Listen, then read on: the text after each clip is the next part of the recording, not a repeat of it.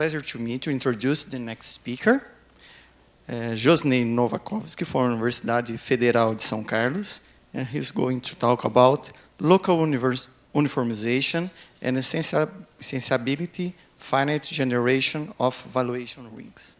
Thanks. First of all, I'd like to thank the organizers for including me on the choice of speakers, excellent or not. I'm going to talk about local uniformization, but mostly my talk will be about the second line. So local uniformization, I hope to be just like the motivation. I hope to convince you that the problem has some application, the essential problem.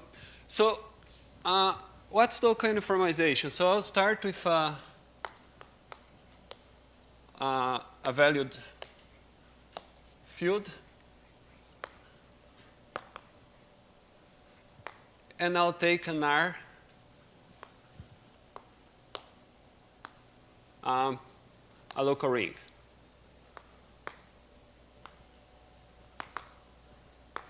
Here I want that L will be the quotient field of R. Okay? So I will state it this way, and then later I'll explain what this means geometrically. So definition, the pair R, W, I'll add something here. OW is the valuation ring of the valuation, okay? So this admits local uniformization if there exist finitely many elements on the local ring, on the valuation ring, such that when I adjoin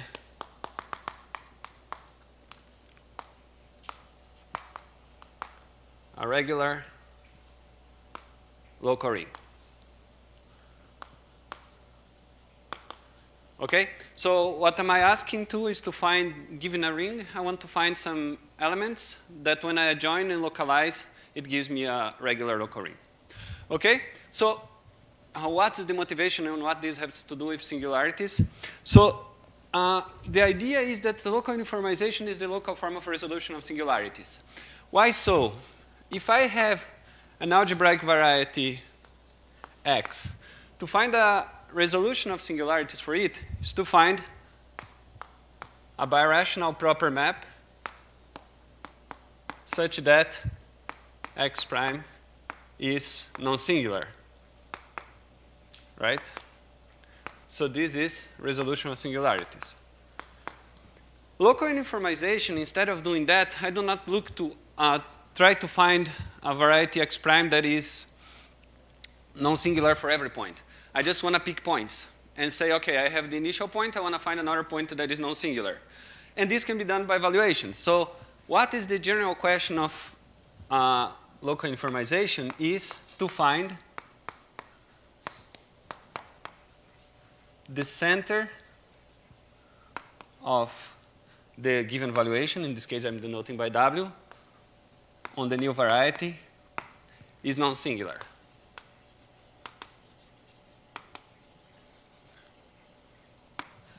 Of course, since we are looking to the local situation, we are just thinking of, okay, so I just have to give some blow-ups, and locally, these represent blow-ups because I adjoin elements. These elements are fractions, so you can think of this as blowing ups of some ideals. So that's the question that we try to solve. So this problem, first of all, why do we want to solve this problem? Because of the so-called Zariski approach for resolution of singularities that consists in solving every point, so this local uniformization problem here. And once I have solved one point, automatically I solve an open neighborhood around this point. So I have a covering of this space. Since this space is compact, I can find a finite subcovering. Hence, my problem consists of gluing finitely many. So I had to first solve this local uniformization problem. This is known, of course, resolution of singularities is known for characteristic 0. This problem here is, both problems are totally open for positive characteristics. Sorry, characteristic 0 solved, positive characteristic widely open. So this is a type of problem that the origin of it is essentially nowadays positive characteristics type of problem. So one approach to solve this, that is the Kuhlmann-Knaff approach, is the following. I start with a situation like this. So this is the function field of the variety that is given. So I want to solve the local uniformization problem in this context. So meaning, take this variety, look at the local ring of a point, and try to blow up and reach the resolution. So what generally they try to do is the following. They try to find a transcendence basis here, such that from here to here I can prove local uniformization. And since it's a transcendence basis, this extension here is finite. So then I want to understand better, I want to use properties of this finite extension to pull up this resolution of singularity, so this local uniformization. Of course, neither of these steps are easy. So what we try to do, and that's the essentially local finite generation problem, is to look to the following. So now I call this guy here, maybe I should have started with a small k here. Small k, so I call it k. So I want to study that part, the upper part. So the first question that I want to try to answer is the following. Question. When is OW, so then I consider the restriction of the valuation from L to K. I'll call it V. So I'll ask when is OV, OW, an essentially finitely generated OV algebra. OV here meaning the restriction of the valuation from here to here. So that's the question that we try to solve. And although it seems very simple, as I'll try to convince you, it's not so. It involves some very strange numericals and some sort of new numericals. And one thing that is important to say here is that although this extension, this is not a necessary condition to have this finitely many elements, because if you take an Noetherian ring here, let's say the local ring of a variety, and then you take the integral closure, this is finite, a finite module. So this answer is, if you replace this type of questions for an R Noetherian here, this question is well known since Grothendieck.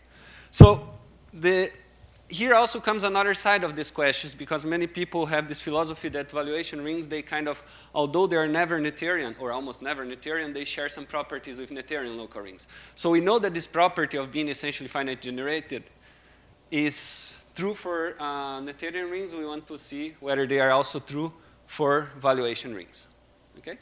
So that's one of the questions that I will address here. And another question, it comes from Tessier's approach for this problem of local uniformization. And Tessier's approach involves graded algebra. So given a ring R contained here, the graded algebra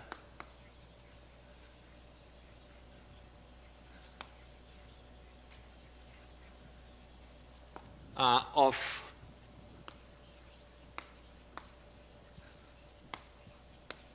is defined the following way. Graded algebra R equals, I'll denote this for the value group of my valuation. And then I take here all the x in R such that omega x is greater or equal to this gamma, modulo, I'll denote modulo like this, x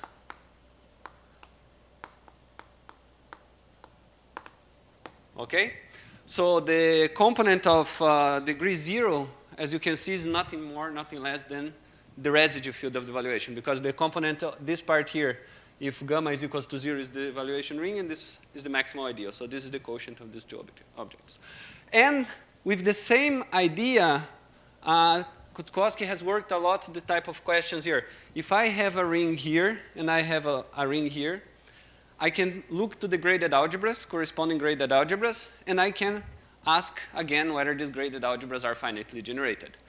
And that has some sort of idea in this TCA approach for resolution of singularities, because it tells us the type of question of, I have two ugly objects, but they are included one on the other. I want to see how ugly one is compared to the other.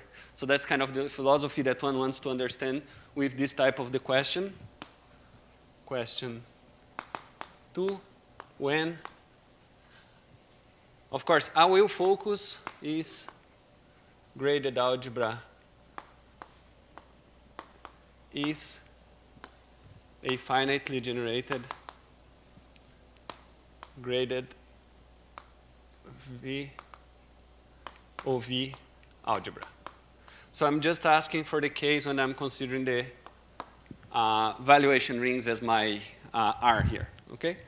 So in order to answer these questions or to give some answers to these questions, I'll need to remind some invariants of valuation. So I'm in this situation here. I have an extension of valuations, right? So I can define, or I can remind you, the classic invariants. This is the ramification index. So this is nothing more, nothing less than the degree extension of the index of the value groups. I think often is denoted like this. And then I have the ramification index that is the equivalent, but look into the residue fields. So I take the residue field of the valuation W that I denote by LW, and I see as an extension of the residue field. So I have this other invariant here. But now I need to define some other invariants that are not so usual as these two. One of them is the defect. So in order to define the defect, I need to quickly define what is the Henselization. So if I have a field with a valuation here, and I fix an algebraic closure and a extension of the valuation, the Henselization here, I'll just define in words, is the maximum extension from here, highest extension inside here, such that the extension of this valuation from here to here is unique. Okay? So what's the reason for this Henselization? Because this ring, this field here, it has the Henselization property that means that it satisfies the Hensel's lemma, meaning that I can lift roots from the residue field, or with more properties. So with that, I can define the main villain of this business, that is the defect of an extension. And the defect of this extension here is nothing more than I take this thing here and I divide by E times F. So just to say a few words, for instance, if this thing here, there is only one extension, so that means that this object here is nothing more than the difference of the degree of the extension here divided by the ramification indexes times the ramification index. So it's not so intuitive, but I hope that when I make the diagram, it's more clear when it appears. One thing that I have to say is that, and here it comes the characteristic 0 versus positive characteristic difference, that this object here is always 1 in characteristic 0. In positive characteristic, this object here, this number is a power of the characteristic. So P to some power. Okay? But now I need to define yet another number. That is the initial index.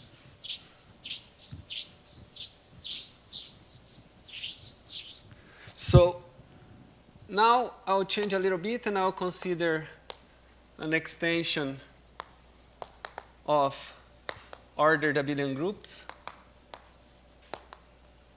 Okay? This is a very basic number that is called initial index. Initial index of this extension. So it is epsilon of, so this is equal to the number of elements, gamma,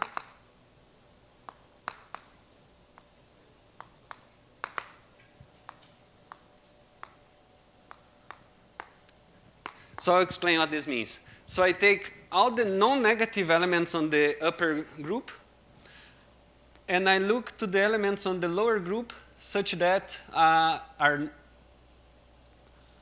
all the elements on the upper one that stays below the positive part of the lower group. Let's see in some examples. I think it becomes easier to see what is this number. So if I take the simplest example,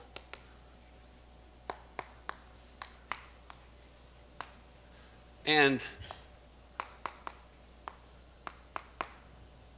is the opposite, right?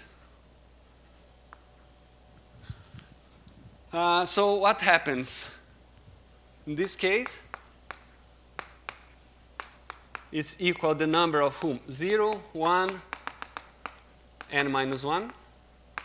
Because all these numbers are non-negative in the upper group, but they are smaller than every positive element on the lower group. And this number is n. That is exactly the index of the group.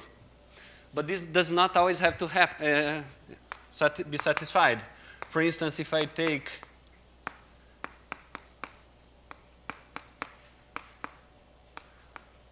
and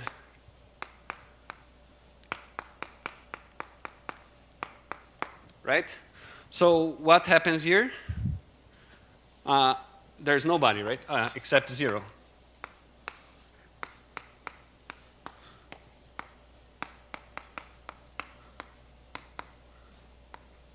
That is smaller than index, because I cannot put anybody below this.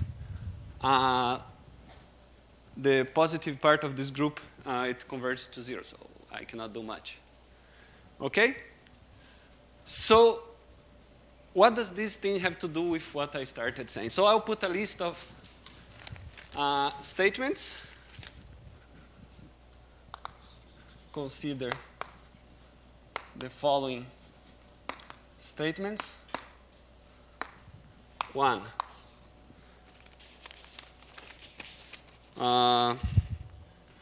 OW is essentially finitely generated over OV.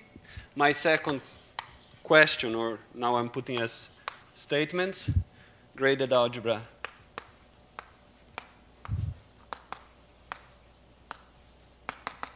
generated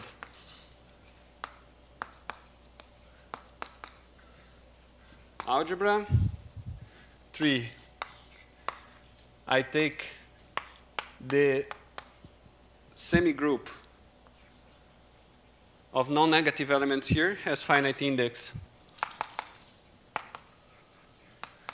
in,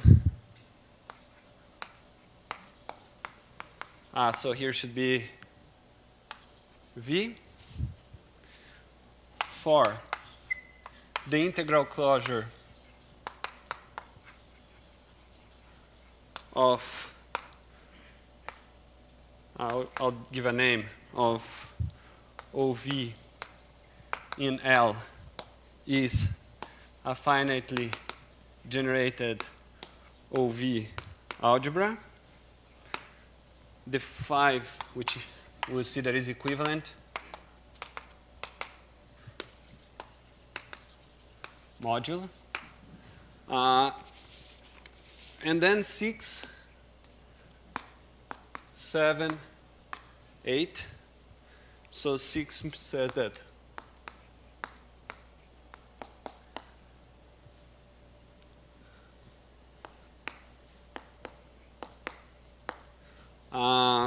here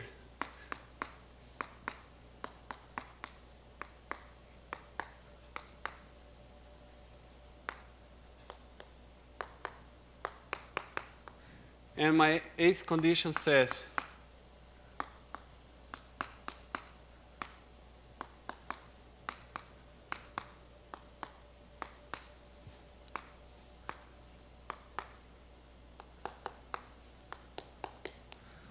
for all omega E or WE extension of V to L.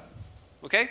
So I have these 8 statements, and I want to put them all together and say what is this, these results, what they're about. So I'll put like as theorems the following diagram: 4, 5, 6, 7. Ah, no, I put the wrong order here. Here's 8, 6, 3, 2, and 1. I think anyone will say that, oh, obviously, I have these arrows here. I can tell you that the arrows do not go up. I can tell you here, everyone who must have figured that that's trivially or very easily satisfied. I have this, but I don't have this up.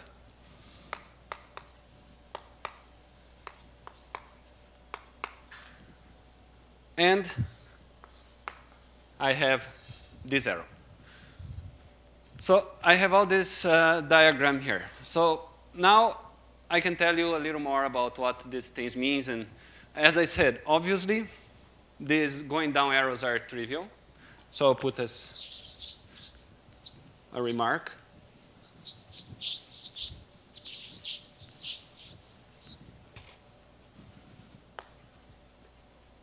Remark. So there are a few arrows here that are trivial.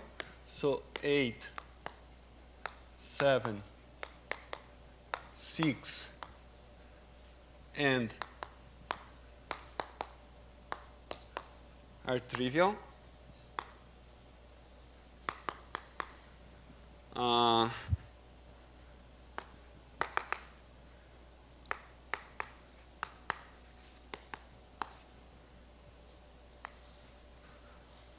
And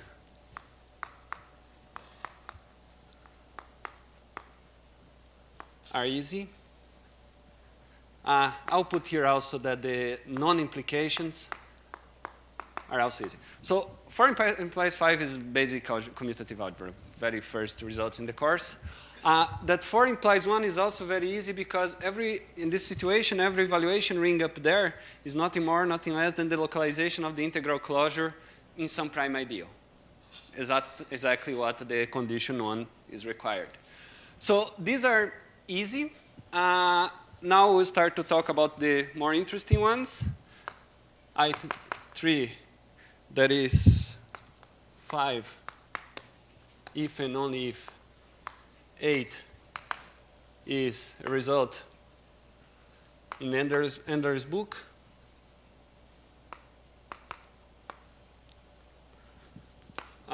So what this 5 versus 8 says that if for all the extensions of the evaluation that I take, these conditions that E equals epsilon are, and the defects equal to 1, so then I have the essentially finite generation property, which is a consequence of the finite generation of the integral closure. Okay? I have a kind of interesting story about this. Every time that I mention this result, Franz Victor Kuhlmann, he says, no, this was first proven in Hibbenboim's book. And last year when I was here in IMPA, I had the pleasure to meet Hibbenboim. And I was telling him about my research, and then he told me, I never heard of it. And I told him, but I've heard that it's proven in your book. He said, no, I never heard of it. So next time I met Kuhlmann and I tell him about that, he says, okay, so look for this in the book, and it was indeed there. So yeah, so it might not be so accurate, it might have been proven before, so I don't know what's the original, who proved it first. It's not massive work, but it's kind of technical. But it tells us exactly what I just said. And the fourth, and here is also kind of how this business started. is due to Knopf. Knopf. So that's how it started. He communicated me this implication. Oh, am I doing it correct? Yeah. In an email, and he asked for the converse. So as I'll tell you in a minute, this diagram here was like, let's say, the 4 first days of work with Kutkowski, and trying to prove this converse was the remaining 26, let's say, and we failed. So the goal here is the converse. And I can tell you that this bottom line here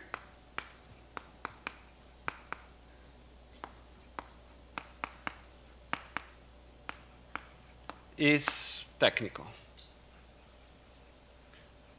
But what this line here says, that this business of graded algebra, if you look to the graded algebras of the valuation ring, upper valuation ring over the lower valuation ring, this has only to do with epsilon b equals to E.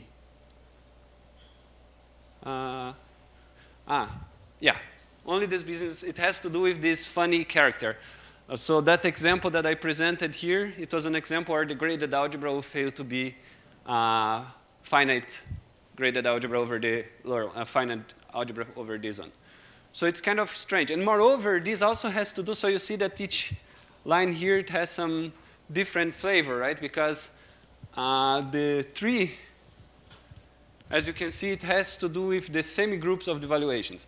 And for some people who study this, semigroup of valuation sometimes can be quite nasty, especially semigroup of the center of evaluation in some algebraic variety, let's say.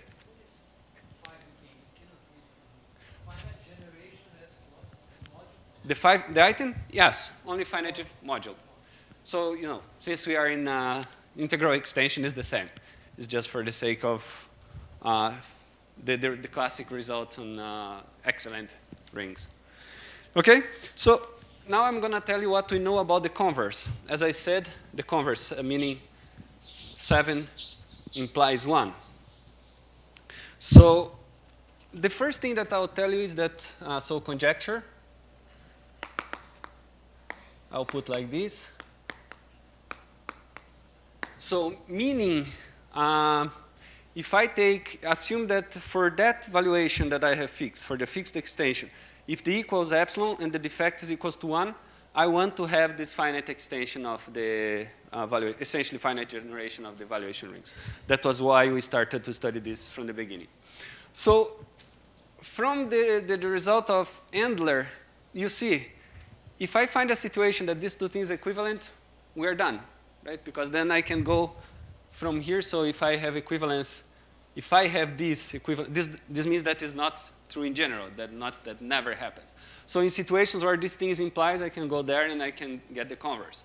So from what you see here, there's 2 situations where the converse holds. For instance, if the extension is unique, right? So then these 2 things say exactly the same. Or for instance, if the extension is normal, because if the extension is normal, two given valuations, they are conjugate. So all of this goes smoothly. So that are 2 situations quite wild where these things work. So we want to see the most general possible case. So the first thing that we did, I'll just put like this, reduction to the separable case.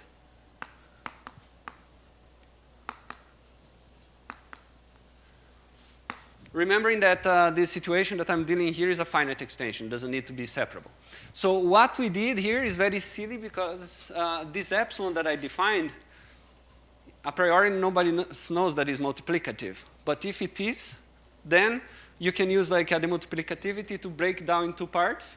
And then if it holds for the separable part, what remains here is inseparable part. But inseparable part, I know that it works by the Endler's work. So we have this reduction. And indeed, this is a simple consequence of the fact that this epsilon is multiplicative. This is a very basic proof, but one needs to do it, and you have this consequence. So now I'll kind of bring back to the results that are mostly due to Kutkowski, and then there will be a little more of singularities involved, monomialization and this type of things. So these appear in our paper already. If the valuation V, the lower valuation, is centered on a 2-dimensional dimensional, quasi-excellent local ring.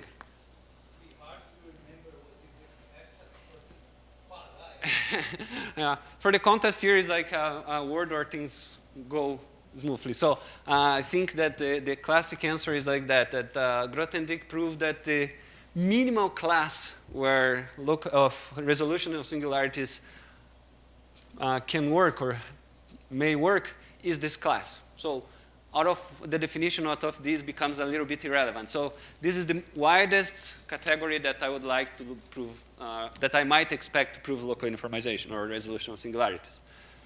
Or V is a Biancar. I'm not going to bother you with the definition of what it is, but let's say two cases that are not included in each other, they are kind of disjoint, then 7 implies 1. Okay, so this appears in our paper.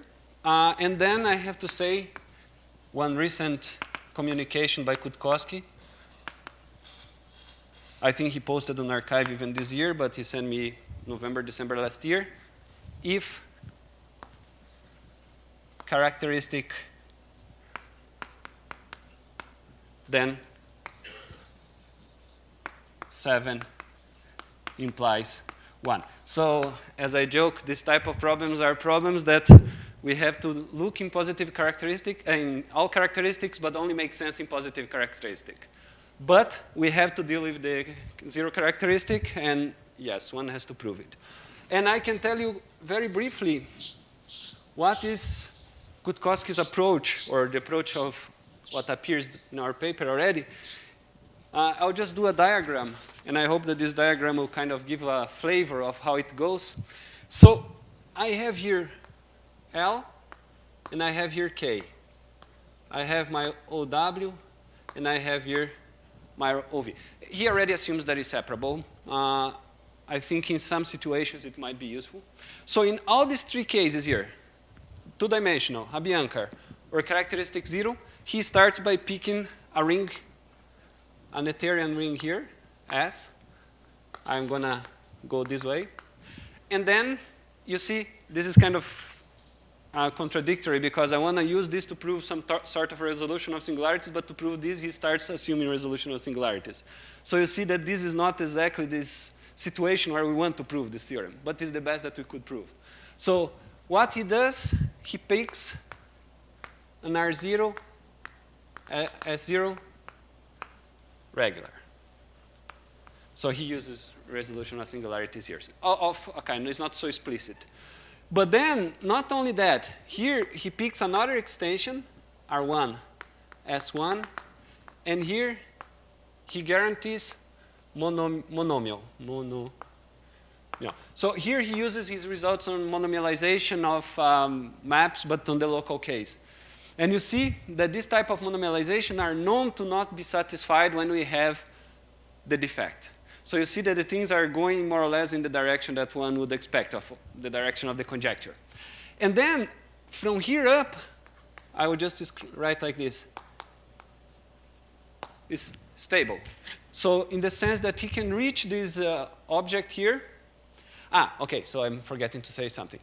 Here he manages to do that so that, since here is all Noetherian, here's the localization of some, the integral closure of something, so this will be essentially finite generated by some elements. And this stability means that these elements, if we blow up here, I keep that those elements finitely generated the corresponding rings. And in such a way, I reach up here in a way that this guy here is essentially finitely generated over this guy by those guys. But in order to do so, and in order to have this stability, in this stage here, he has to use that epsilon equals to E. Okay? So that's his general approach. You see that is more like a resolution of singularity, maybe, type of flavor. But again, you see that for these situations where he can prove, we are kind of making this cycle that we didn't want. We want to prove something that might be useful for resolution of singularity, rather than using resolution of singularity to prove this. So I wanted, and that was always my goal, and I'll call as my hope, or my approach, or my hope, And I have to say, I tried it very hardly and I could not finish this, but I have a sketch of, or an idea of why it should work. So how I started, I can assume separable. So if I assume separable, my L equals Ka Kx modulo some P. And now I can look to what, and here I'll just use this class. It's, for the moment, it's kind of irrelevant what this class is. That is the so-called key polynomials used to generate this extension. So it's an application of this key polynomials business. So then the valuation W has a sequence of key polynomials.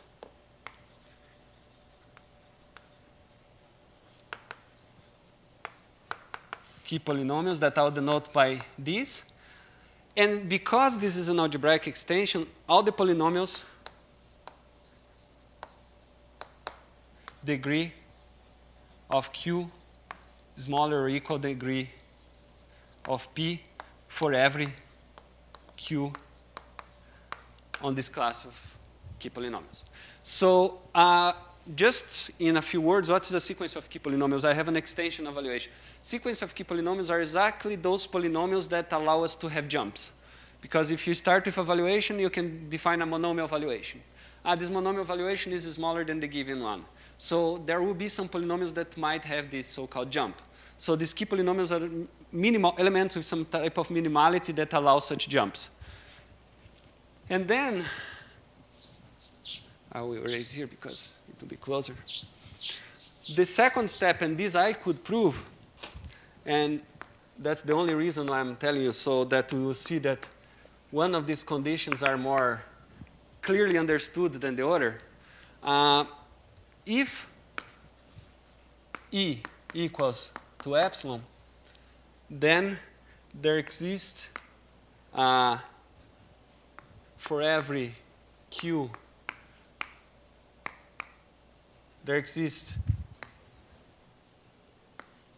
AQ such that, for every AQ, such that this happens. When I take my O, this is equals OV, I adjoin, to make sense, Q applied on A,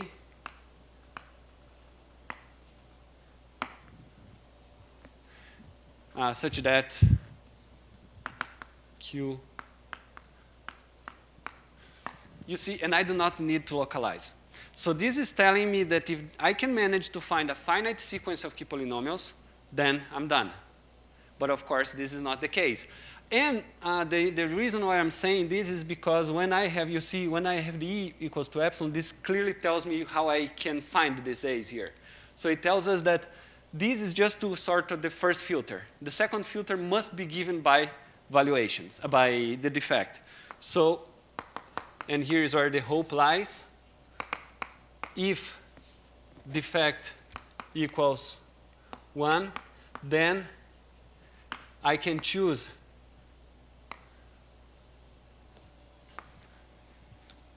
K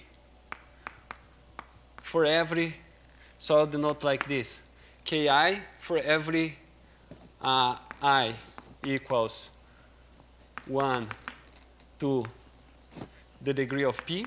Remembering that all these polynomials have degrees smaller, so I can choose 1 for each degree such that OW equals OV. I adjoin now QI A. I mean, my notation is becoming